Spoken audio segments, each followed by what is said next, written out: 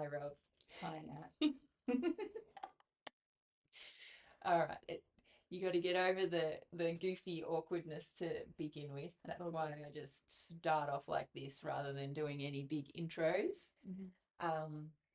I might just turn this on as well because this is a very clever little device. This does the audio, so then we can get a summary of the. Mhm. Yeah, I have a feeling that maybe we'll end up doing a session on live here. Oh, really? Yeah, quite possible. Interesting. Yeah, depends on what we talk about, I suppose. Oh, okay. All right then. So here is Robin Ellis, inspired Robin, Yes. who has been on a spiritual journey now for quite the while. Yes. It's been a few years since we've known each other. Yeah, 2018 is when I first started learning from you. But I Really? met you in 2017. We did. And I sat on the couch for a while, like as in at home, Mm. before I actually decided to come along and do Reiki level 1. Yep. Wow. So, yeah, I'm slow. I'm a How slow time, burn. well, but how time flies. We're 2025 now. Yeah, I've been living here for nearly 10 years Wow.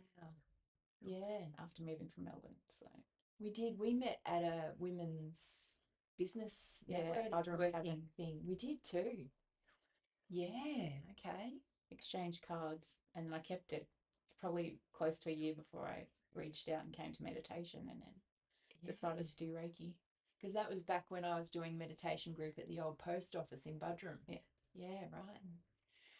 That's just blown. Like, I can't believe how much has changed globally Mm-hmm. since then, Mm. right? Yeah. So I thought it'd be interesting to have a conversation with you about your healing journey because it's quite an interesting one, Yeah. really. Yeah. And you've come from you've come from kind of the depths of despair and been able to build a toolbox that helps you manage and listen to your body Yeah. and be able to support it in ways that you didn't even know were possible. Mm-hmm. Yeah. Yeah. So yes, that being said, do you want to tell us what was it that prompted your spiritual awakening? Where did it start? I think I've always had it, Okay. but I didn't acknowledge it really. Yeah, yeah. Because I know when I was first like going through, I was diagnosed with MS in 2007, just after I got married. So But just I'd after you already, got married, you got diagnosed with MS. yeah, Right. but I'd had a lot of like instances where I'd had health issues going on leading up to that, like a lot of anxiety attacks, bowel issues, bladder issues, um, meltdowns at work, Yeah, right. that kind of thing. So leading up to that, before then, and I'd had tests done on my arm for carpal tunnel, and was told like rheumatoid arthritis possibly. So Okay. there was a lot of signs along the road that didn't diagnose me, but Yeah. makes sense looking back Yeah. that I had something going on.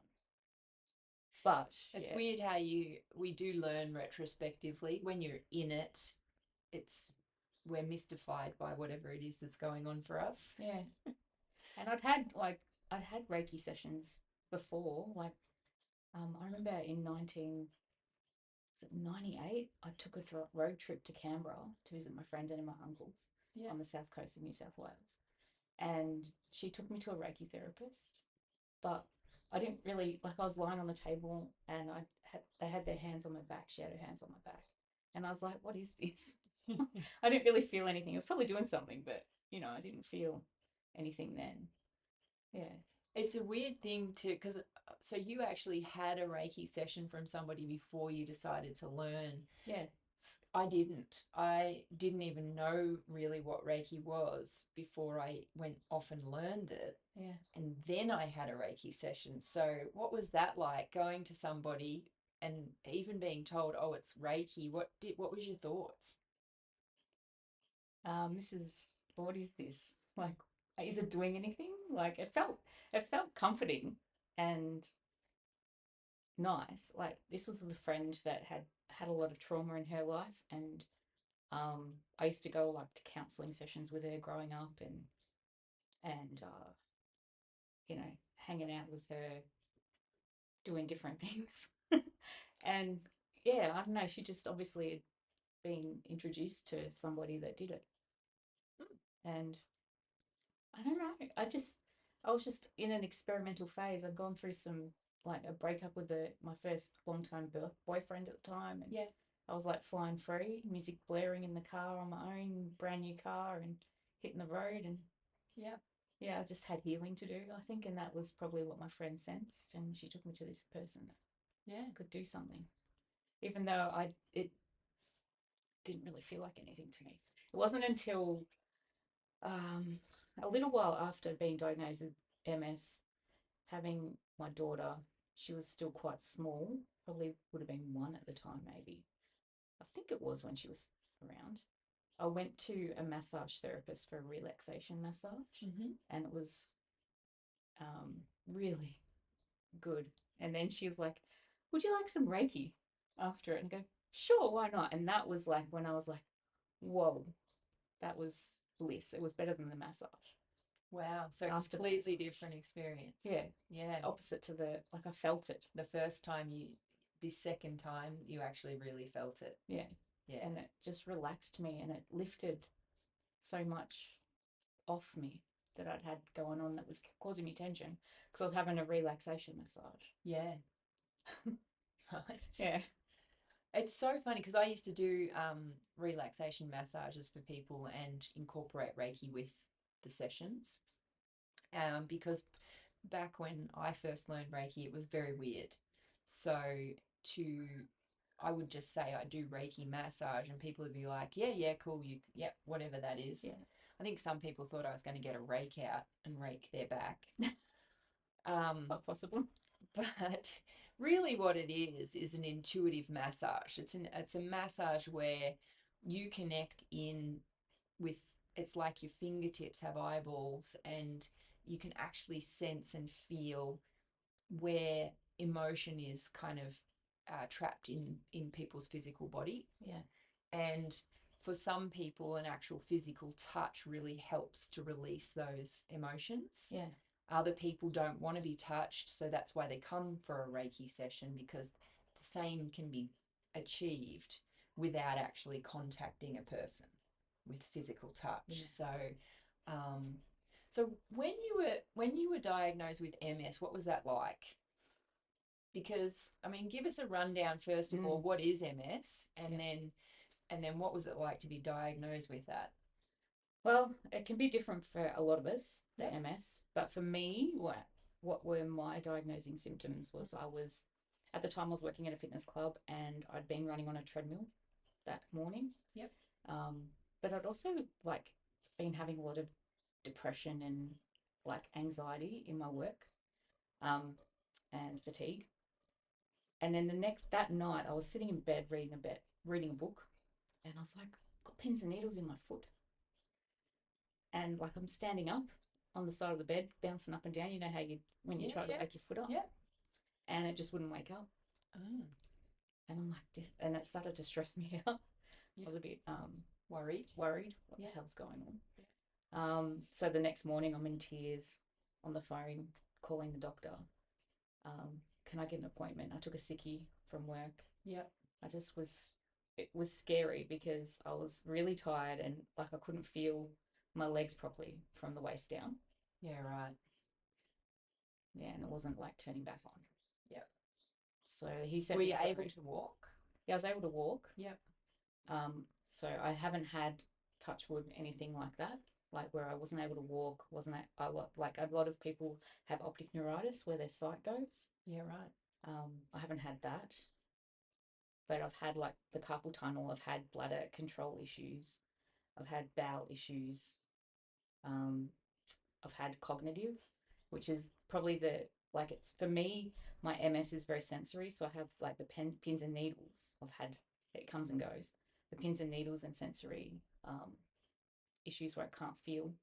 Like I had when I had my daughter when she was a baby, you know, when you're checking bottles and Yeah. like temperature and baths and all that kind of thing. Like I couldn't trust my own judgment because it's like I've got asbestos hands, as we used to call it in flight attending, because I did flight attending back in the 2000s. Yeah. Where you could touch the oven and not burn your fingers because Yeah. they were so used to it, you know? Yep. But yeah, that's very much like my main symptoms, and also like a bit of a I had a lot of testing done in the early years at the MS Australia group in Melbourne. Yep. And they did like cognitive tests and psychological tests and all that on me to see how my brain was thinking. Yeah. And they gave me a lot of like feedback on my organization skills. Like and I do notice that when like I can get overwhelmed quite easily because it's a bit harder for me sometimes to organize logically. Yep. Stuff. So yeah. And I think that from what I've learnt over the years, looking at my MRIs that I've had and seeing where the lesions were on my brain and spine, most of my lesions are on the left-hand side, which is your logical brain. Yep. So that makes, and my mum had a brain tumor or calcification, pretty big one on her left side of her brain. And she's had that sort of issue since she had that taken out. So yeah. So what causes the lesions? Were you given any guidance as to that? It's pretty much like your body's attack. Like I feel like it's a viral thing from what all the stuff that I've done, like listening to medical medium, just tuning into stuff. It's like the body's attacking itself, like it's attacking the myelin sheath, which is like the outside cord on your nerves. Yep. And it sends mixed signals because it's damaged. It's like you say you've got a electrical cable and it's been broken. Yep. Like cut into, and it's not properly working. Like maybe a charger for your phone as an example, because that's something that often happens. It's kind of like the charger in my body is like damaged in different spots. And it does not fire correctly. The way it's supposed to. Yeah. Interesting. Yeah. So when you learned the Reiki, when you came to the class, what was your intention? Why were you wanting to learn it? A lot of it, I think I felt like self-healing for me, an awareness. Just I was drawn to it, a bit like the moth to the flame type thing. Yeah. Like drawn to energy. Yeah. Pretty common. Yeah. And I have a lot of people come to me with that, like when they come for healing sessions. It's kind of like they've just felt like they needed to come. Yeah. I don't know why I'm here really, but it seems like your name pops up everywhere and I need to see you. Yeah. And yeah. So that was probably mostly it. But I also felt like, because I was doing a lot of personal development in the years that I moved up here to Queensland. Yeah. Working on my mindset and how I think about things. And I'd done a lot of like diet alterations. I'd learned overcoming MS lifestyle, which is like whole food, plant-based diet to help combat naturally. Yeah. So when you started that, how did that like translate for the symptoms when you were changed the way you ate? I had tried a few different things. I'd gone down the path where I'd had my jugular veins opened. Yep. With balloon venoplasty, and then when that didn't work for the fifth time, over the course of probably about 3 or 4 years, I realized that I needed to do something different. Yeah. So I'd just been doing transformation challenges for the 3 years or so of that, and lost a lot of weight. And been doing Michelle Bridges kind of diet. And then once I'd finished that and the venoplasty didn't work again, I was like, oh, quit sugar was a bit of a trend at the time. Yeah. So I did the quit sugar, which had me eating a lot more eggs and butter and things like that, bacon and eggs for breakfast, protein and whatnot. Yeah. But I wasn't noticing a lot of change with no sugar. Yeah, okay. So then through the personal development business, I've been talking to a lot of people with MS who were inquiring about what I was doing. Yeah. And one person suggested the overcoming MS lifestyle, trying that. And so I went to the retreat, which happened to be happening with literally, I think it was 6 weeks from that conversation with this person. I rang up and they had a spot left. So like, I'm there. They did. I'm there. And so I was at the Yarra Valley and did that. And I'd given the book when I was first diagnosed, but I couldn't read it. I had to put it in the top drawer. It lived there for 8 years. Yeah, wow. It was too much for me to think about. I did meditation, I did Qigong.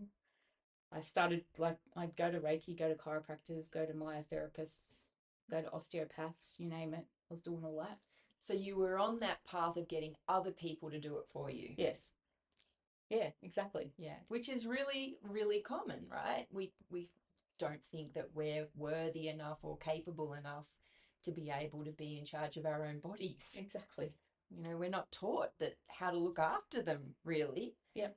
You know, which is unfortunate. So that was the path that you went on. You went on just getting other people to do it for a little while. Then you thought, oh, I'll go and learn Reiki.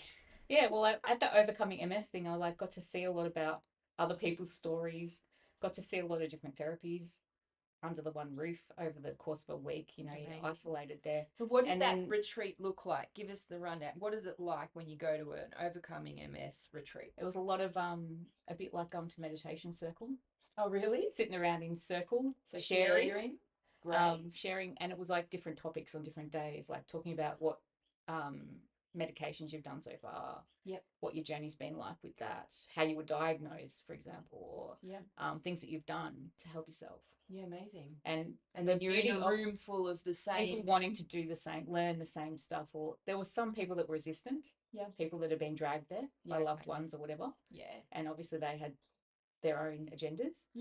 But majority of the people, some had been there before and they were coming to refresh, and just because they got so much out of it last time and it helped them get reset. It was very healing in the respect and then of it would have helped sharing. you not feel so alone, because I mean when people are on any kind of healing journey, you can feel super isolated and feel like the leper in the room.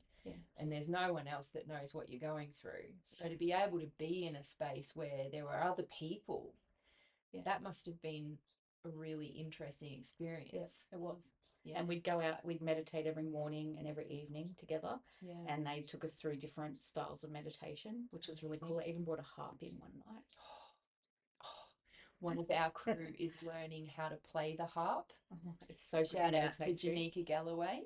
Hurry up, because we all want to come and be in your presence when you're playing the harp. Yeah, I've done yin yoga with like a clarinet playing, but I think the harp is the ultimate, because you could feel it through the floor. Oh, really? Yeah, because the resonance of it. So that frequency must have really helped your physical. Yeah. And probably you didn't know about frequency back then either. No, I didn't. Yeah, right. Now I'm like a huge floated out of there. Like, I love like sound bowls, and I've got my own set now, and I play them all the time, and for myself. Yeah, me too. Mine are actually out visiting at the moment. Eve borrowed them, so they're coming back tonight. So you were in the groups, you were sharing. Yeah, we did laughter You were therapy. doing different therapies. Yeah, like laughter therapy. Like we had a clown doctor come. Yeah, a Patch Adams clown doctor. He actually worked with Patch Adams. Oh, awesome. It was really cool. And like he got dressed up as a clown. He put clown noses on all of us. Yeah. And we all just laughed our heads off. It was just... raising frequency. Yeah. So were the people facilitating that, were they aware of energetics, do you think? I think so. Because it was at the Gawler Institute, which at the time was quite renowned for cancer treatment. So that was like a place that people would go to down in Victoria in the Yarra Valley, where they would go and drink juices and smoothies all day and meditate and do healing stuff for their body and learn how to, fight cancer and conquer it. So that, and then occasionally they'd bring in the MS retreat. But the funny thing is, I look at a lot of stuff now. Like I was watching Food Revolution, this channel this week. Interesting, we're talking about this.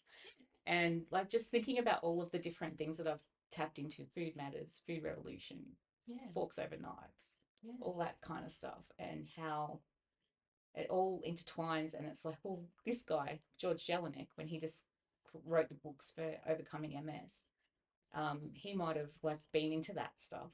And so he's made his own version of it for the MS people. And it just felt like looking back on, I can see all the different like links. to other stuff.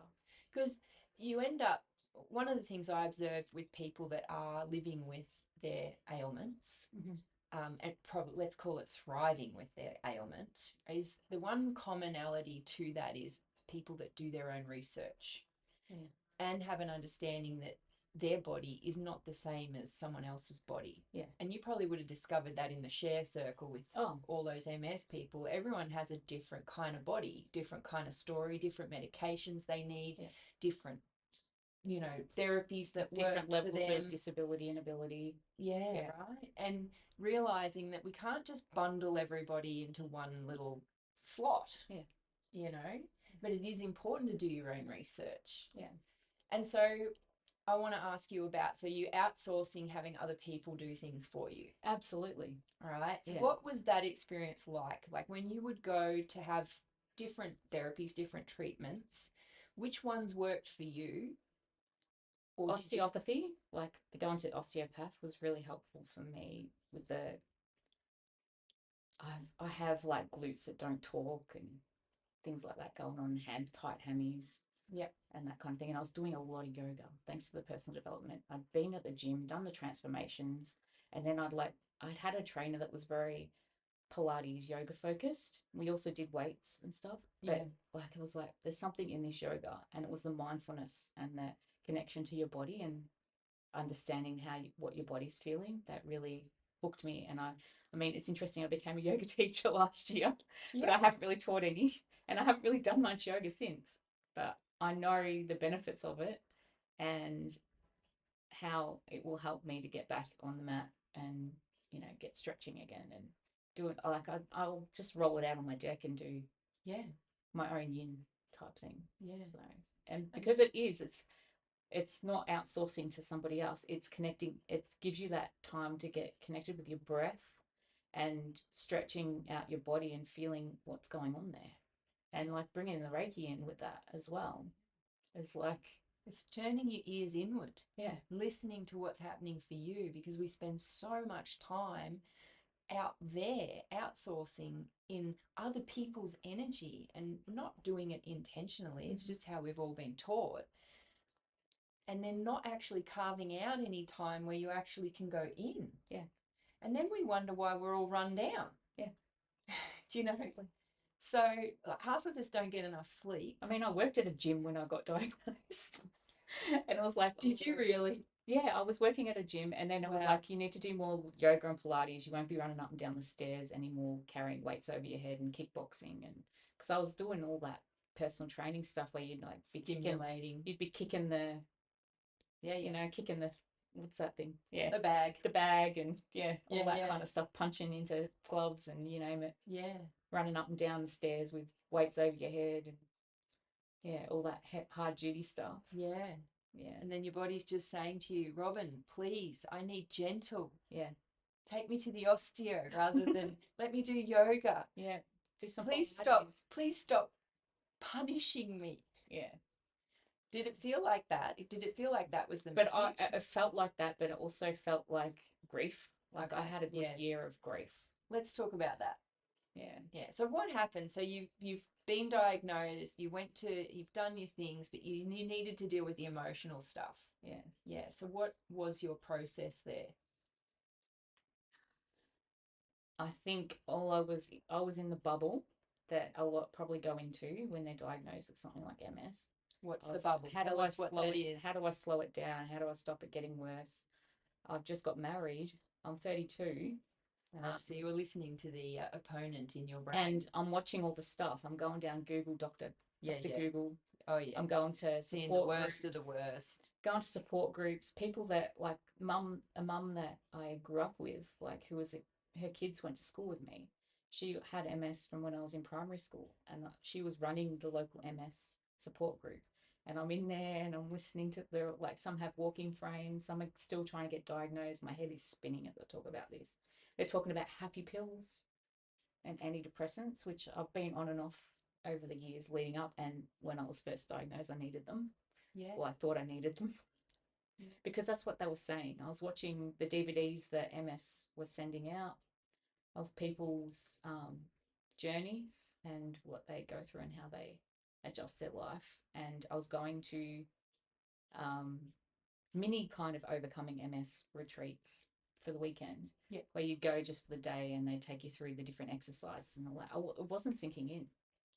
Okay. And so I was going down the path of learning to inject, having my 20-minute routine every morning where I poke a needle into my tummy or my thigh, well, I didn't like the thigh, or my arm, or my butt, and sit with an ice pack for 20 minutes. And it was a spiral downward. I would try and go to Victoria Markets as an example, because I lived in Melbourne, and the sounds and the noise and all the people, it was kind of like, I feel like that's what you have when you're grieving loss of what you thought life was. Yeah. Okay. And all you can hear is like sounds, and you're just spinning out and you can't focus. And yeah, I was on the phone a lot to MS helpline, crying. Yeah. Black dog was very, very much in my world. Yep. Yeah, I had a lot of dark thoughts. I'd had them before I was diagnosed, interestingly, but was like not quadrupled now. Yeah. Do you think maybe this could have been a catalyst to helping you see the opponent that had always been there in you? Yeah. But because life is so distracting, shiny object here, shiny object there, you don't go in, so you don't know the negative chitty chatter that's going on in your head. Yeah.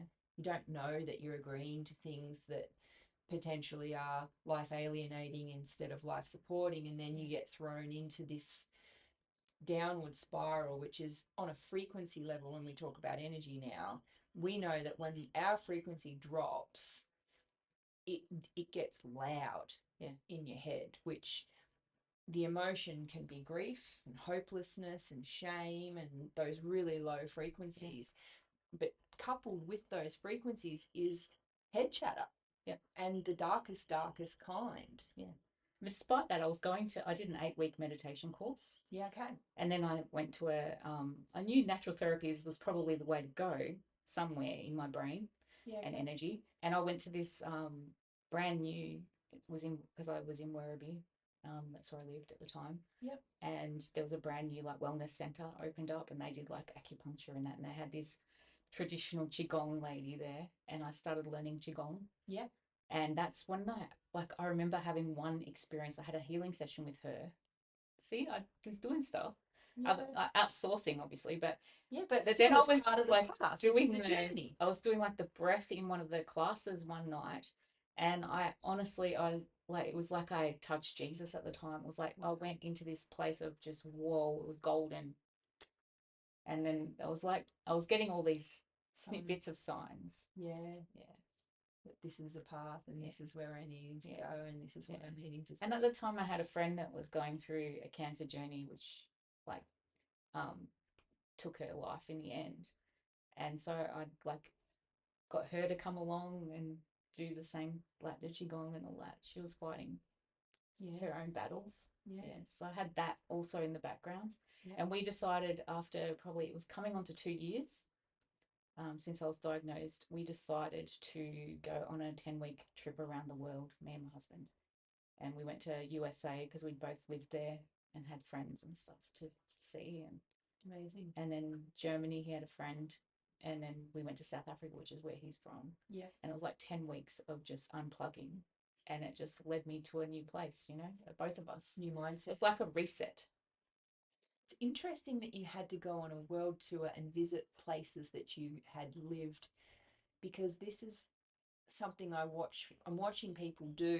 They're visiting these places. It's almost like they're re-establishing a connection to the earth energy lines. Yeah, I hadn't actually lived there, but I'd had a sister that was an American exchange student with us. She lived in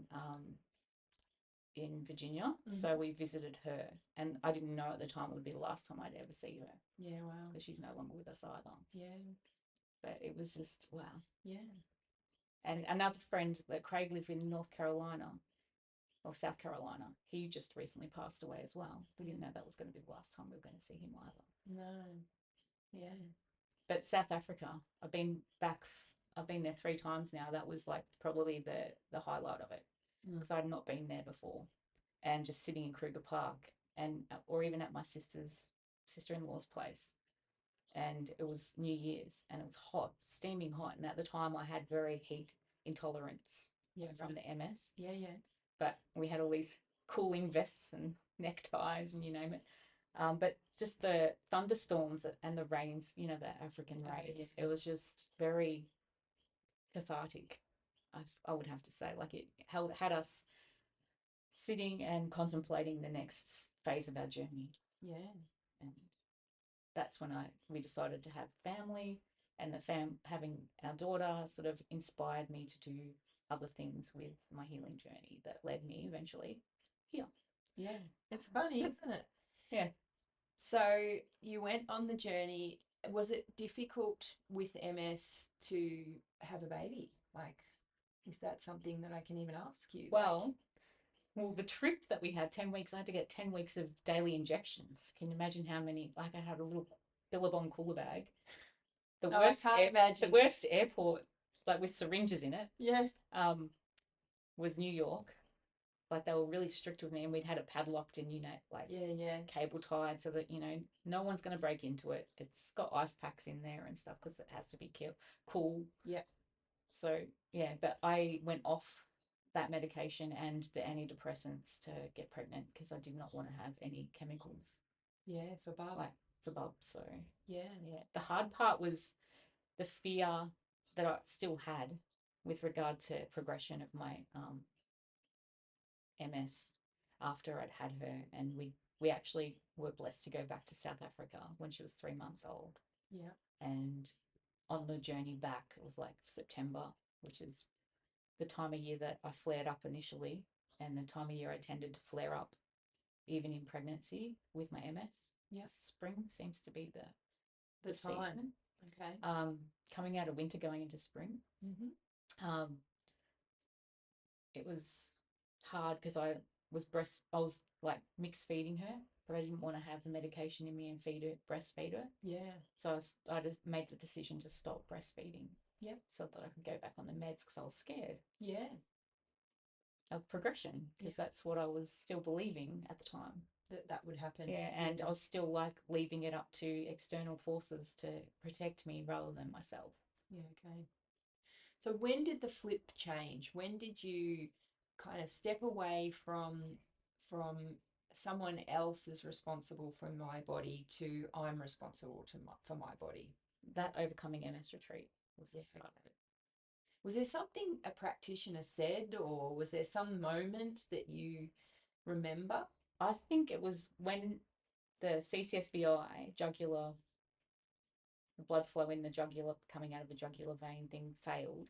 And then I was like instigated into following this lifestyle of whole food plant-based diet and being much more vigilant with mindfulness and yoga and all that stuff.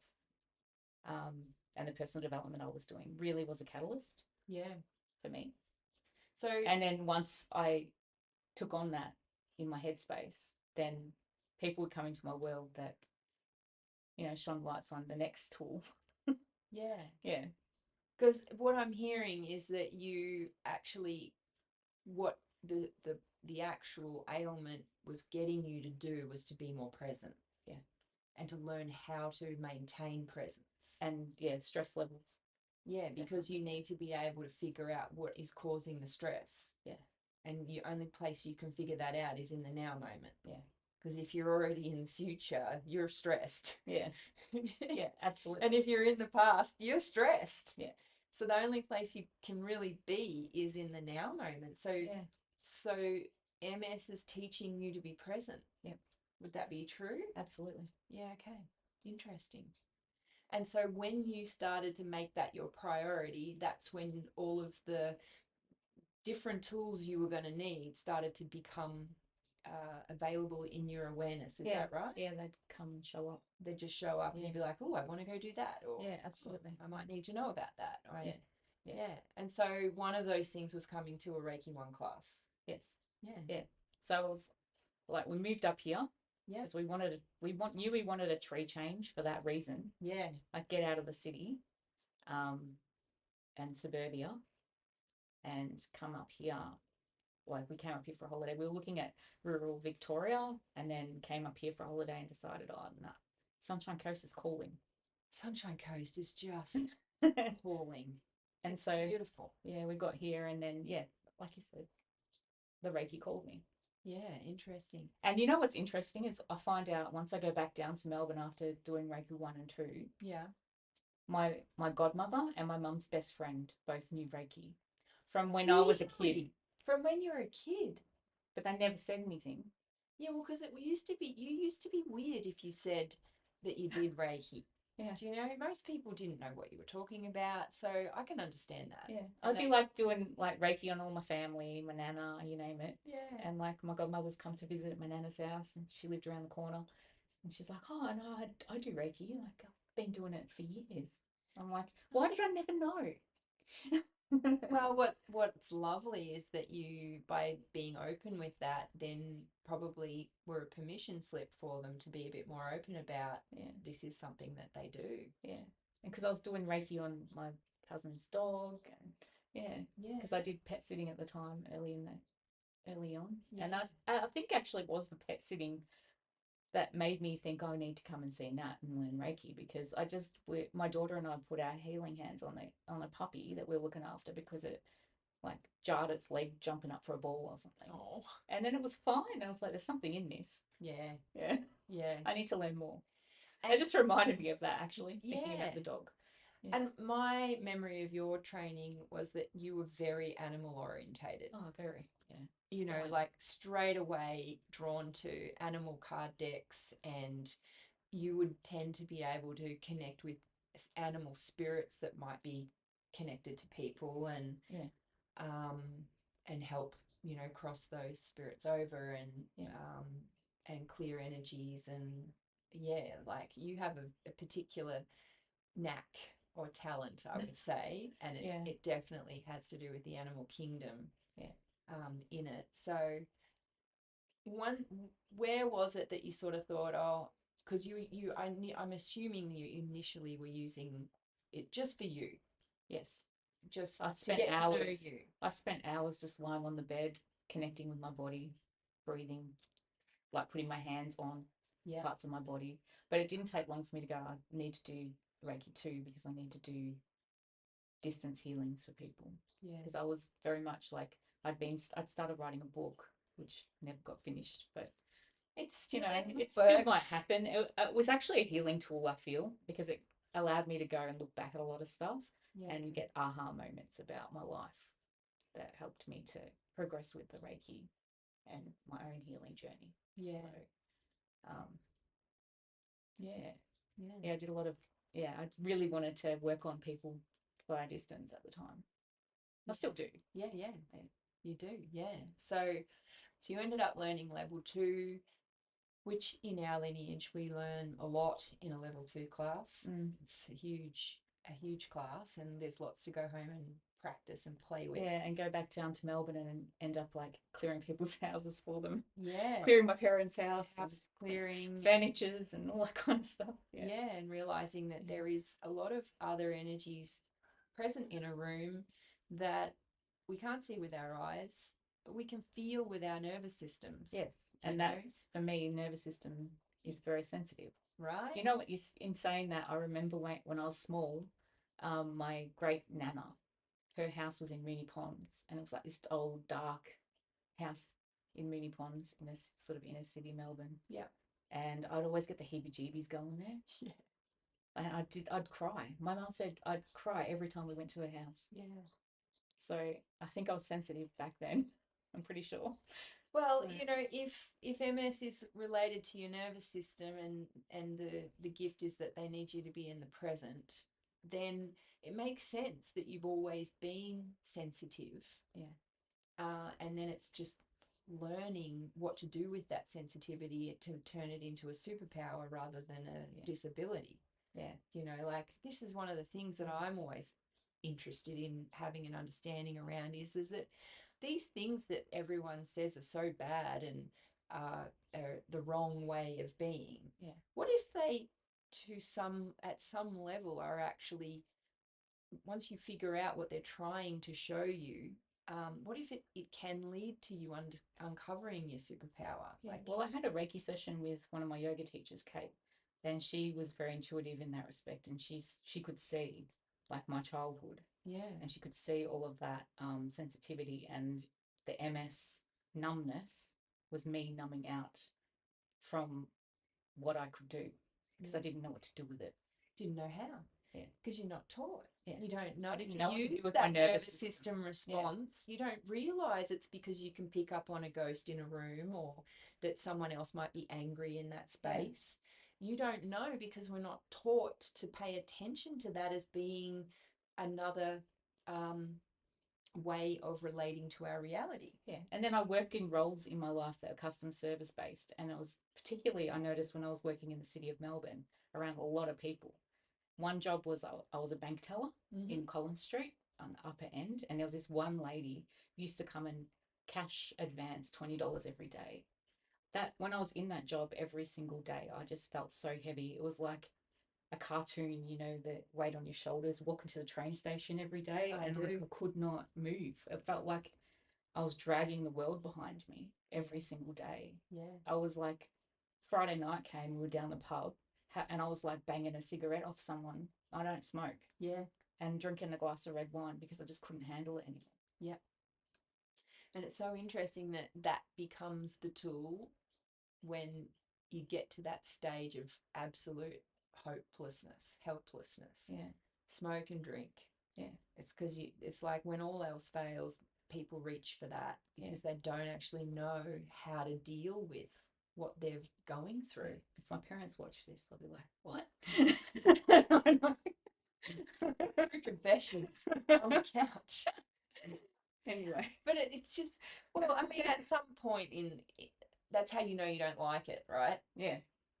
Do you know what I mean? Like, Robin. Yeah, well, I ended up going on holidays and I was like talking to a friend and he's like, go get a job at Freedom Furniture. And because he used to like know people there, and I walked on my holidays first day and I went in with my resume and I got a job there. Yeah, amazing. And I came up to Queensland for a holiday with my friend and just like felt like sleeping half the time because I was so burnt out.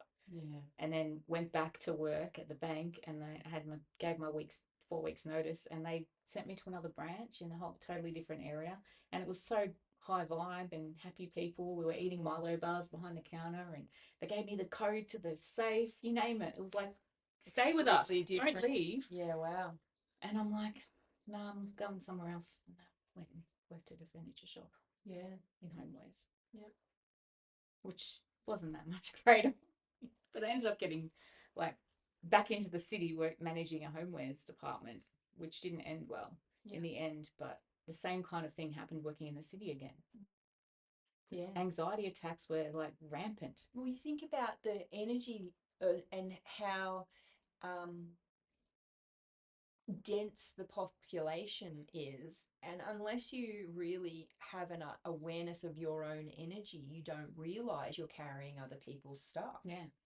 And especially if you're a sensitive, it then will feel like you're carrying the whole world on your back because you haven't learned how to protect yourself, how to know the difference between yours and others. Yeah. And it's interesting, people in the service industry reach burnout a lot, and it's because we aren't taught to look after our own energy, where we just are givers, people pleasers a lot of the time, and you do all of that until you collapse. Yeah. And then I was working at the gym later on after that job. Yeah. And I was in charge of people cancelling their memberships. That was my role, and making sure people were happy in the place. And yeah, just taking on debt collection day in, day out. Yeah. It was not easy. No. The only failure was like going and doing personal training with the management team once a week. Yeah. And like being able to just have breaks and then put my gym gear on and go out and do a workout and then come back to work kind of thing. That was the saving grace of that. Yeah. Yeah, wow. How interesting. So what was it that got you, I suppose, inspired you to create Inspired Robin? Well, I did a personal development business for a number of years. And at the time I was trying to think of a name for it. We started off with like, my husband and I were working together on it for a period of time, we called ourselves Dream, Evolve, Inspire. And Inspire kept coming in. I was listening to a lot of Wayne Dyer at the time, and he was often talking about being in spirit. And people at the time, when I was naming my business Inspired Robin, didn't understand why I was naming it Inspired Robin. People don't get what you do. But I think it was because I wasn't fully doing what I'm here to do yet. Yeah, right. At the time. So I just called it that. Yeah. And kept going and sharing my journey with MS and mindset in particular, and then diet changes and, making those lifestyle changes. Yeah, because you well read now. You're well practiced. Yeah. And you're a yoga teacher now and a Reiki master teacher now, and you're all over the food stuff of what works for your body. So you have a lot of knowledge to share with people who are potentially at the very beginning of their journey and are sort of don't really know what to do, or people that are part way through and are just needing someone to walk with them that knows what it's like. Yeah. Because that's one of the things when you're looking for someone to support you on a healing journey, it can be really beneficial to find somebody who is just a little bit further along the road than you. Rather than someone who has no idea what it's like to have MS.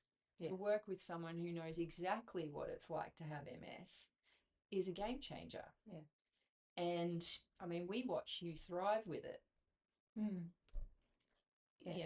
I think about like how I was in Reformer Pilates this morning, and I struggled a little bit today because you have good days and bad days, and it depends on what body part they're working on.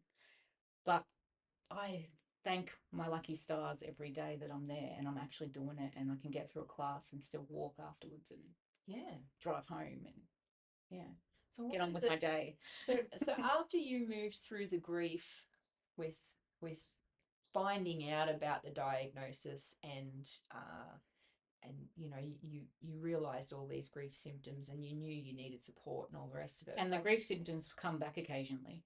Still. So can you catch it? Lingers. Yeah, I can catch it now. Yeah. Sometimes I like to sit in it somehow. Okay. I tend to sit in it for a while, but then I feel like sometimes sitting in it is understanding it. I kind of call it honoring a feeling rather than trying to get rid of it, because getting rid of it isn't actually learning from it. Yeah. So, when the grief is there for you, what are you finding the thoughts? What are they that sort of, put you in that story loop or the... I feel like for me, a lot of it's worthiness. Okay. Like as a word, makes my head spin to say that. Okay. But let's talk it out. What is it? What are the thoughts? I think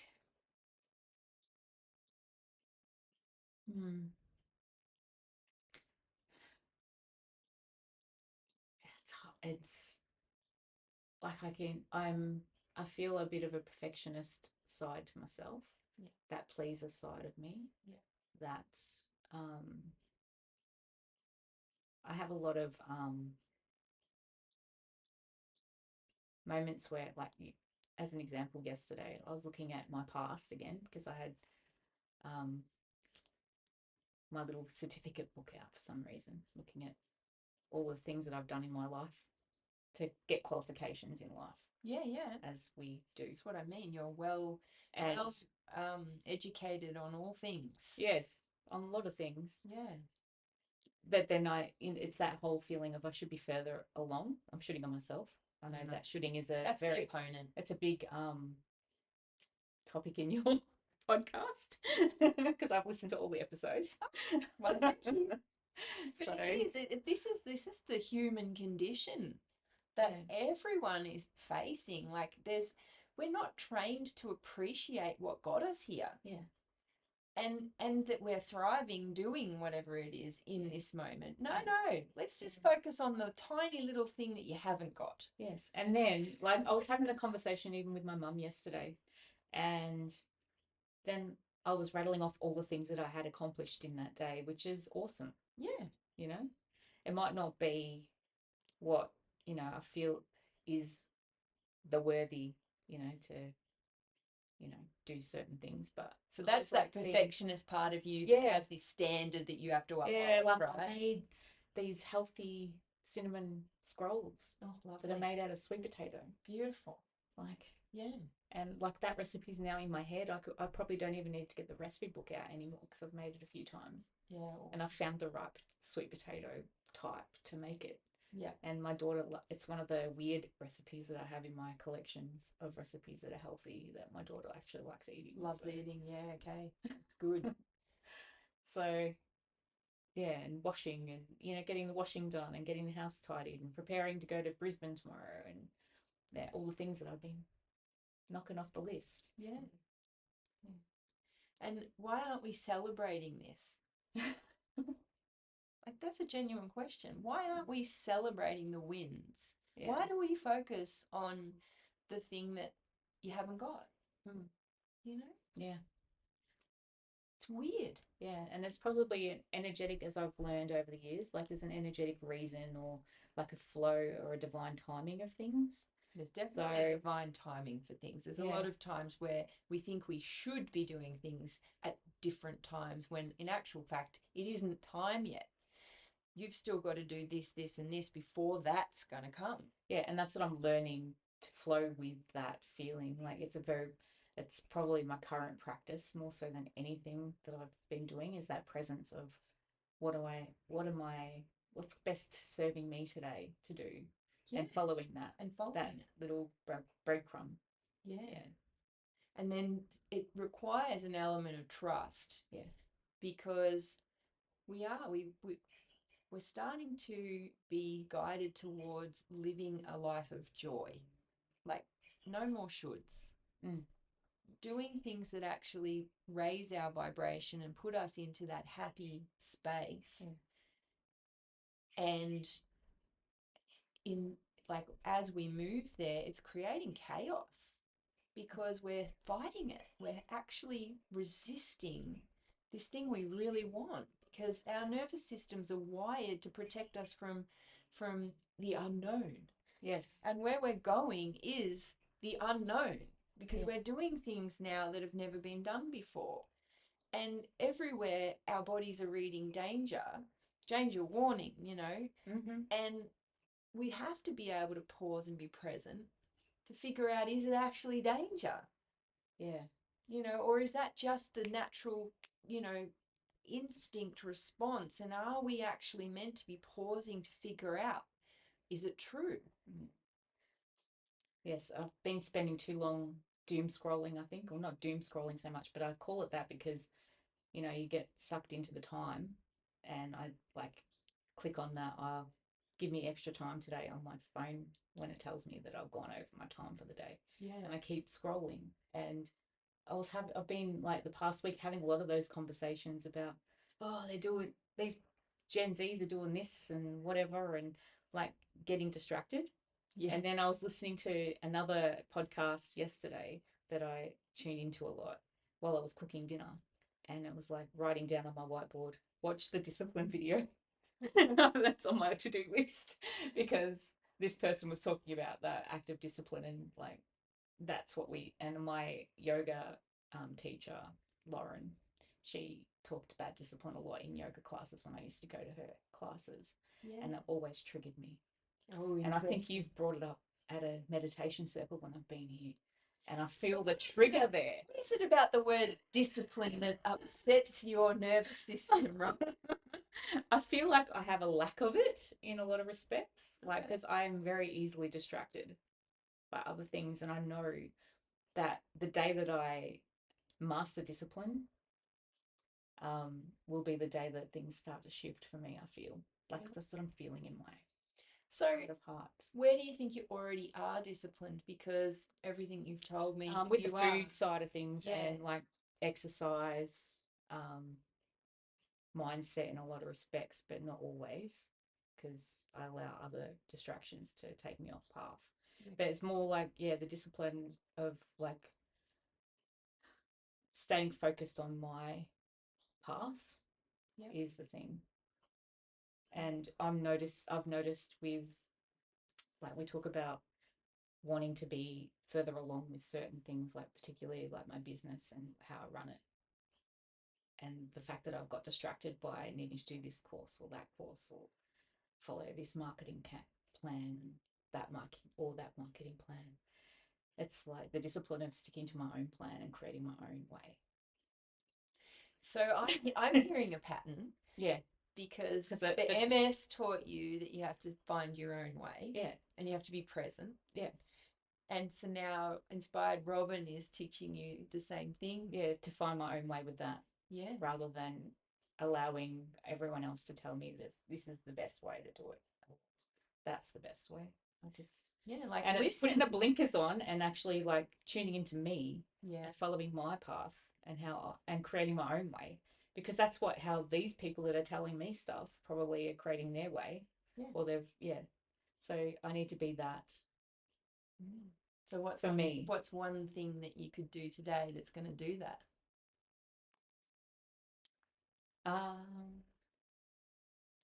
Not scroll. Okay.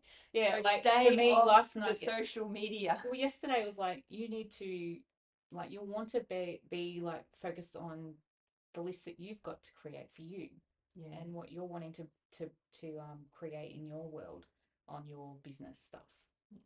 So my podcast, my blogs. Yes, so you've just started your podcast. Yes. So what are we calling it? It's called Inspired Robin. Oh, lovely. Everything I have, everything is like my YouTube channel is at Inspired Robin, my Instagram's at Inspired Robin, and my website is inspiredrobin.com. So I've got it all branded. You Google Inspired Robin with a Y, of course, and you'll find all of the links to everything. And it's been years in the making. It's just I've gotten allowed myself to get distracted off the path. Well, and I'm looking at my teaching again because it's been 5 years. It's been a while. Or something. And I've sat on the fence and I've had people asking me to teach them Reiki, and I've like sent them to Nat instead. Yeah, well, you are actually well qualified. Yeah. So can I just say though that you have been doing a very important job, and that is being a mum. Oh yes. Right. And she's coming into her final 2 years. Right. So, and this is something that like I see a lot with my clients is the lack of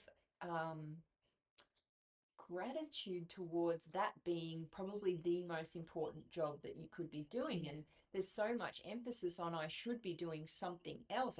My business should be more successful and blah, blah, blah. But really it's probably because raising your daughter is number one priority. And always has been since she came into the world. And even like the agreement I had with my hubby was that I would be around for her.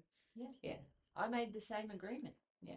I work, yes, but around my one priority, and that is looking after my kids. Yeah. And I mean, she was the motivation for me to get on this path that I'm on now anyway. Because I felt I had something to, get healthier for. Yeah. Chasing her around when she was small. Yeah. I wanted to be more energized and vibrant in that. And then you were able to achieve that by bringing in yoga into your life and bringing in some self-healing and making sure you're eating clean and looking after yourself, and you were able to thrive with MS. Yeah. And the two of them, like especially my husband, he's like, I'm healthy because of you. Yeah. What you've done for you has helped me be healthier. Yeah, amazing. So seeing that change. So, and this is something, like I said, I see a lot, and I wonder if sort of that businessy side of stuff it launches later, because right now the priorities aren't necessarily the business. And yes, there are a lot of people that are able to do both, and good on you, lucky, right? Yes. But there are some of us that really just need to be fully present in the areas we're fully present in, and not have our attentions divided, because I know I can only speak for myself, but I can't multitask. Yeah, no. And like you might think you can, but I would be willing to bet if you were present when you're doing whatever it is, you'll realize you actually aren't able to. Your brain switches you're doing this task and then you have to switch and do this task. If you're trying to do all of it, you're actually really inefficient. Yeah. So there needs to be really good, clear boundaries created. And I think a lot of mums in the beginning, when they're trying to run a business and trying to be a mum and be a wife and all the rest of it, the lines are so blurry that it can get quite exhausting. Yeah, well, there was a time I was doing pet sitting and my healing business at the same time, and I'd find like the pet sitting would thrive for like a month or whatever. It would be like I would be busy and booked out for me, and then no healing clients would come when I was in that phase. Yeah. And then once that died down and I got back into the other stuff, then it would come back up. But then I've had my parents visiting this year too, and my brother from Melbourne, and it goes quiet when they come to visit again because family becomes a priority. Right. So you can see that pattern happening. Yeah, there is a pattern of your energy really needs to be focused in different areas. And I suppose that's where we got to then create some discipline around it. Yeah. I know for me, I allocate time. Yes. And that's if it blurs, it gets muddy and stuff doesn't get done. Yeah. I have like obviously this I gave up something that I was doing for me to take my daughter to Brisbane this week because she's talented in her own right. Yeah. Playing trumpet. Yep. So she's going to be playing at the Brisbane Conservatorium. Really? Weekend. So she's got like a well done. Thursday to Saturday rehearsals every morning. So we're going to stay down in Brisbane so that she can be there at 7 a.m. every day. Amazing. Then I'll work in the hotel and get disciplined on my computer. Yeah, until we've got the afternoon off together. And then see what you can achieve in that the city. time and then go and have fun. Yeah. As the reward. Yeah. Yeah. Amazing. Yeah.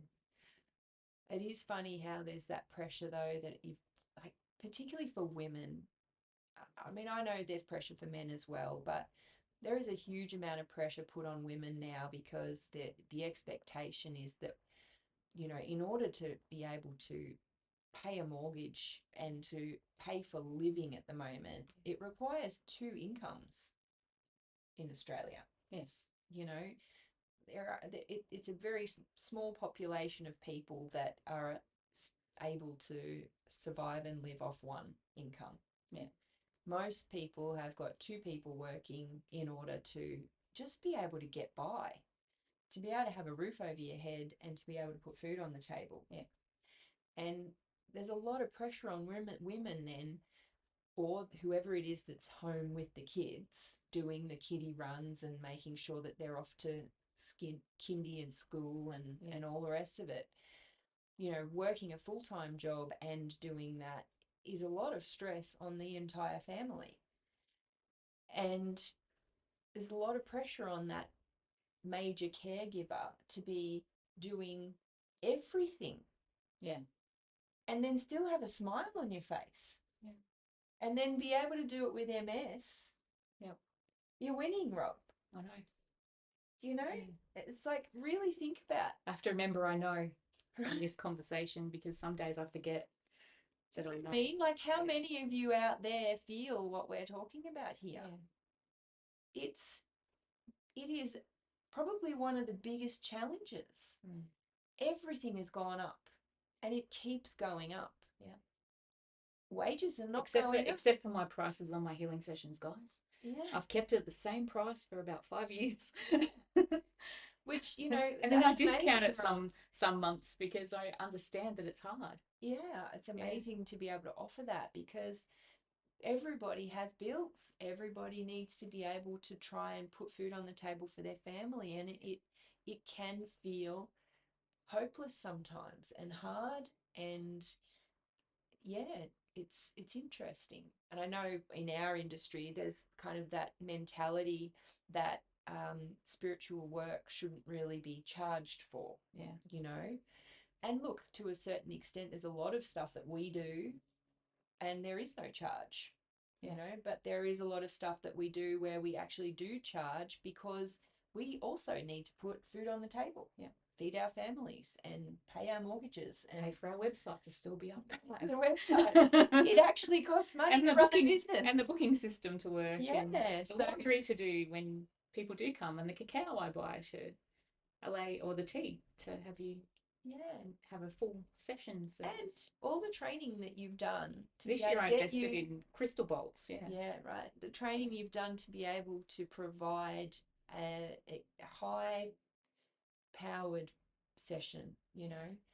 I have been lucky enough to receive a session from you, and it is probably one of the best Reiki sessions you'll ever experience in your life.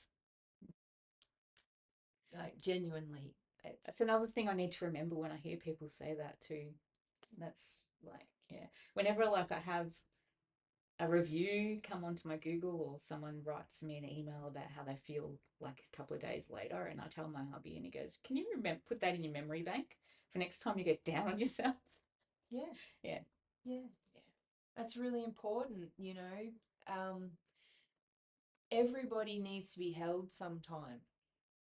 You know, it is hard. Life, living on this planet, the construct that has been built all around us, the matrix we live in, is difficult to do on your own. And it is really a gift to be able to, we are really lucky. We've got a strong community of spiritual practitioners that offer a myriad of different services. And so I know for me, when I'm having a downer, I call a friend. And I will book a session and keep the money flow going around, you know, because we all are supporting each other in this journey, and to be able to help raise our frequency and the frequency of our families and the people that are in our community, it requires us to maintain that high frequency. And it's so much more fun together. And I feel really lucky to have you in our community, and to be offering what you offer is a gift, you know. So if anyone out there has MS or knows someone with MS, and they're looking for a mentor, someone who can walk with them on their journey, here she is. How long have you thrived with MS now, Rob? It will be 18 years.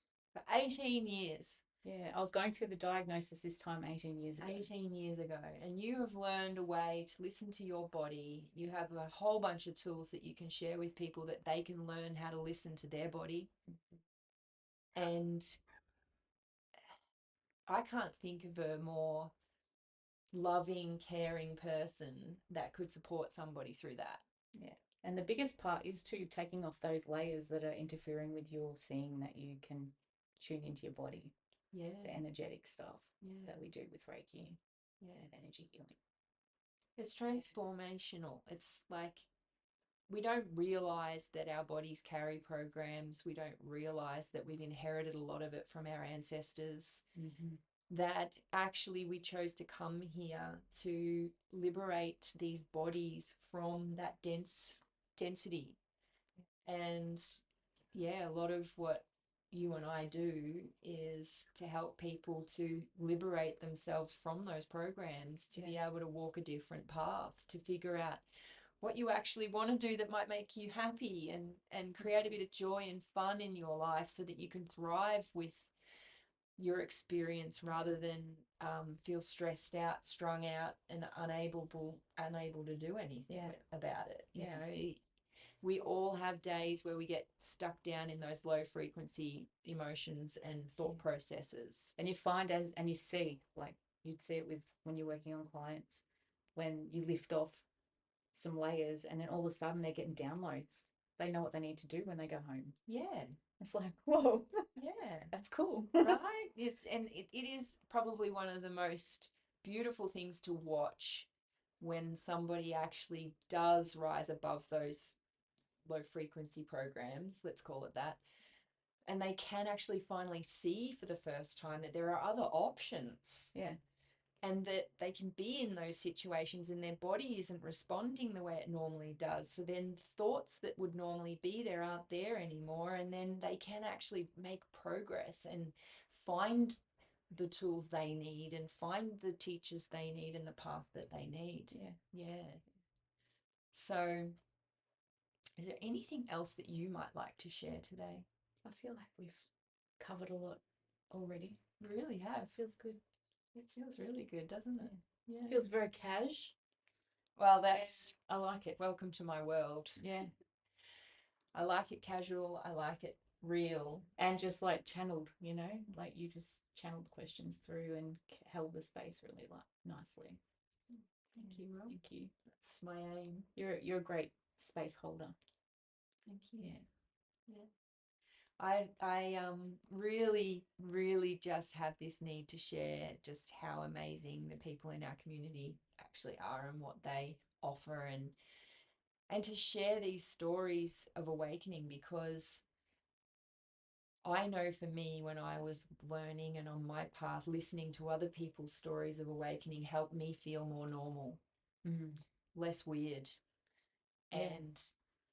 And to be able to just, listen to different people's life experiences helped me to really realize how different we all are.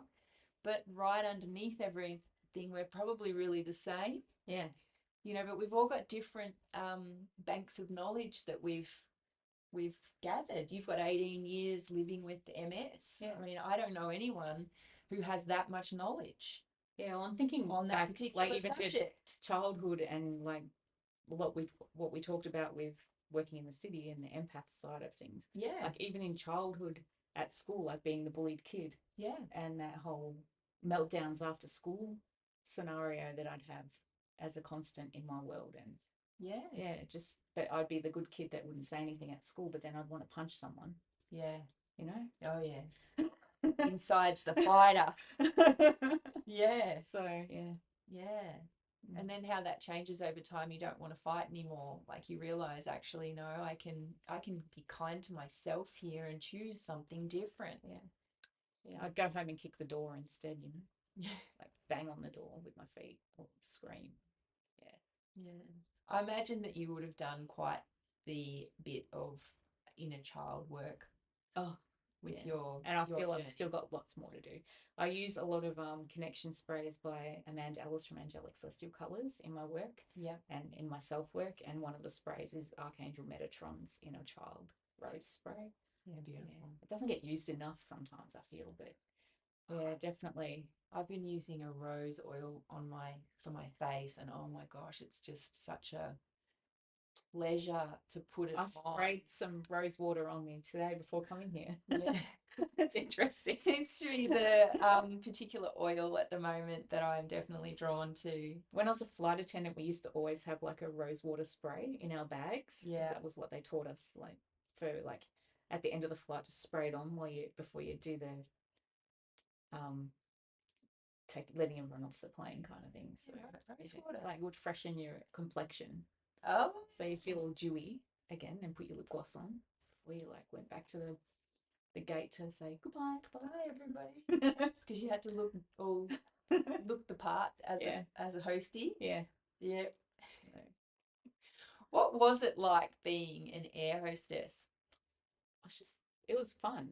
It's funny because it's come top of mind again because one of my best friends, who was my maid of honor down in Melbourne, she's a trainer at Qantas now, and I happened to like for some reason Qantas's Facebook profile came up on my page yesterday to watch, and it was just taking me back.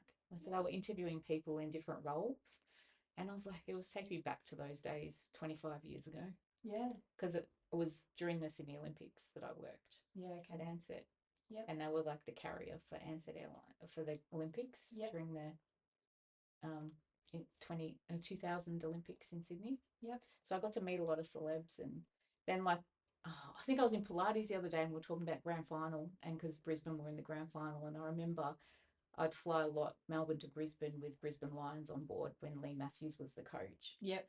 And I remember chatting with Lee Matthews in the galley and things like that. It was really cool. Yeah, right.